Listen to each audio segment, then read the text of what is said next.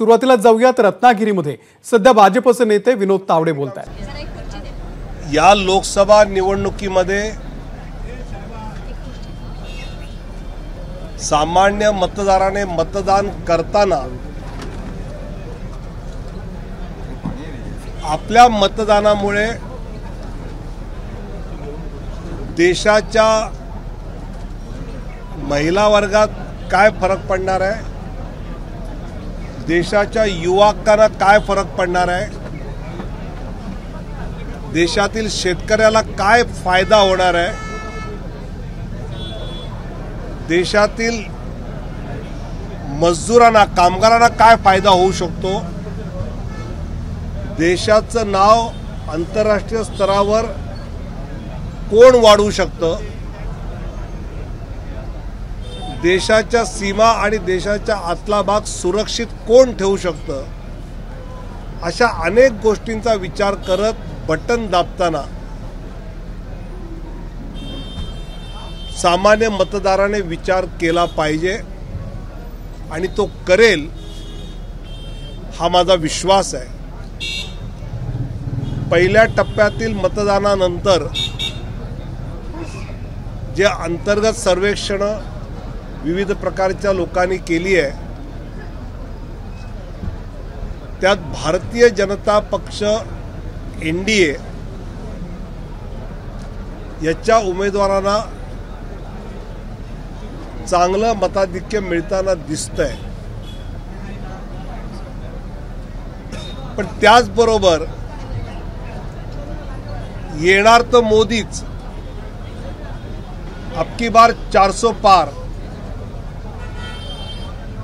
त्यामुळे मी मतदान नाही केलं मोदींना तरी मोदी येणारच आहे, तर मी कशाला जाऊ असा विचार न करता,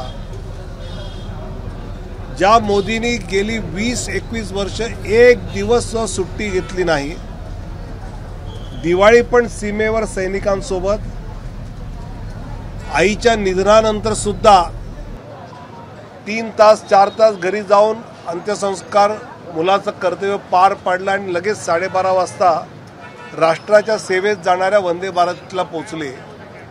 मला वाटतं असं काम पूर्ण देशासाठी जगणारं नेतृत्व आपल्याला मिळालं आहे आणि त्याला निवडून देण्याची संधी मिळते आहे। इथे नारायण राणे साहेबांना मत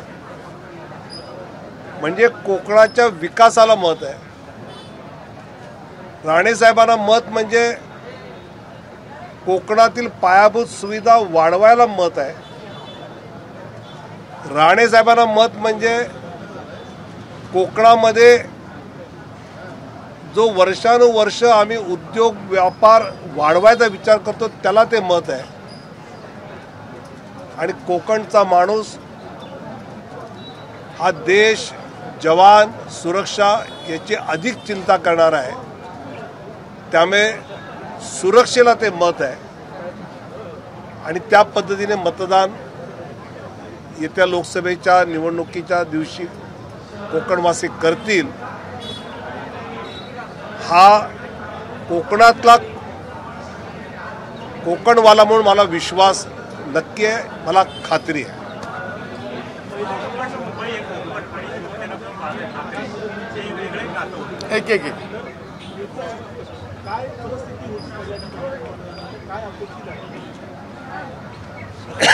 पहिल्या टप्प्यातल्या मतदानामध्ये निवडणुकीचं फार मोठं वातावरण निर्माण झालेलं नव्हतं, तरी सुद्धा गेल्या पहिल्या टप्प्यात जे मतदान झालं जवळपास तितकंच 1-2-3 राज्य वगळता झालंय आणि त्यात आम्हाला असं निकाल दिसतोय की गेल्या वेळेपेक्षा काही जागा जास्तीच्या आमच्या निवडून येत आहेत। विशेषतः दक्षिणमध्ये मतांचे टक्के जसे वाढतील तशा यावेळी काही जागा आम्हाला वाढतील, केरळ, तामिळनाडूमध्ये असं चित्र आहे।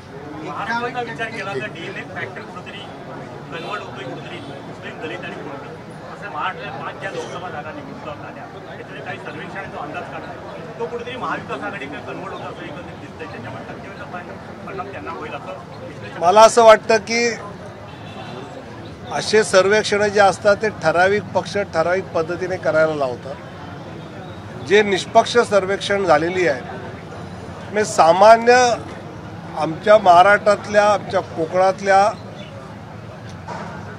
SC समाज दलित समाजाला सुद्धा माहिती आहे की घटना बदलण्याचं 80 वेळा पाप ते काँग्रेसने केलेलं आहे.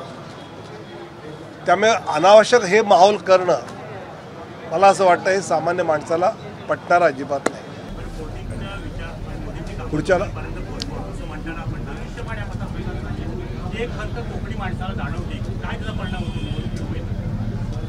म्हणले कोकण धनुष्यबाण आणि बाळासाहेब हे वेगळं नातं होतं पण यावेळी धनुष्यबाण नसल्यामुळे कोकणी मनातले माणसं मनात एक खंत आहे यावेळी धनुष्यबाण नाहीये रत्नागिरी त्याचे काय परिणाम जाणवेल्या लोकांना. मला वाटतं बाळासाहेबांचा विचार कमळाबरोबर आहे हा कोकणवासियांना सगळ्यात महत्त्वाचा आणि त्यांच्या भावनेला पोचणारा मुद्दा आहे.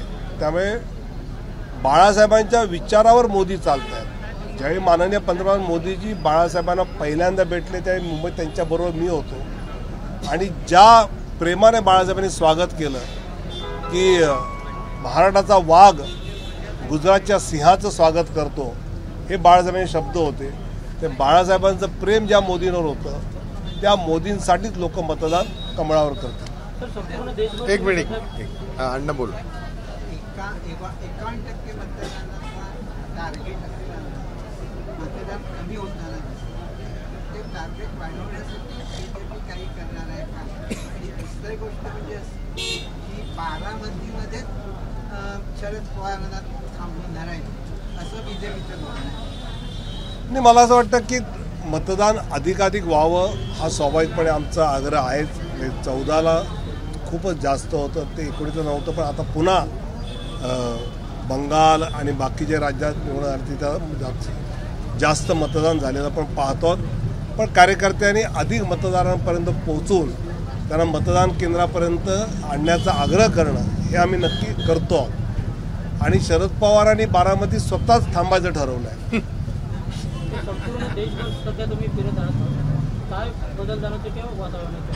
मला वाटतं की सामान्य माणसामध्ये एक आत्मविश्वास जाणवतो की आपल्या मतदानाने फरक पडतो. मी आपण मतदान केलं नसतं तर पुलवामामधल्या हल्ल्याचा बदला घेतला गेला नसता.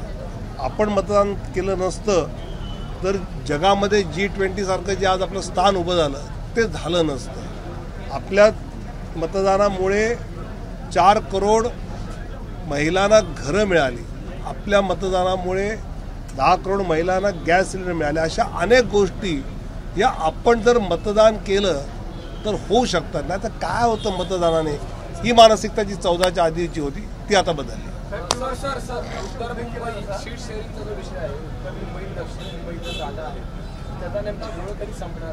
लवकरच संपेल. उमेदवार सगळे शोधून ठेवलेले आहेत. येत्या 1-2 दिवसात ते घोषित होईल. धन्यवाद. ABP माझा, उघडा डोळे बघा नीट.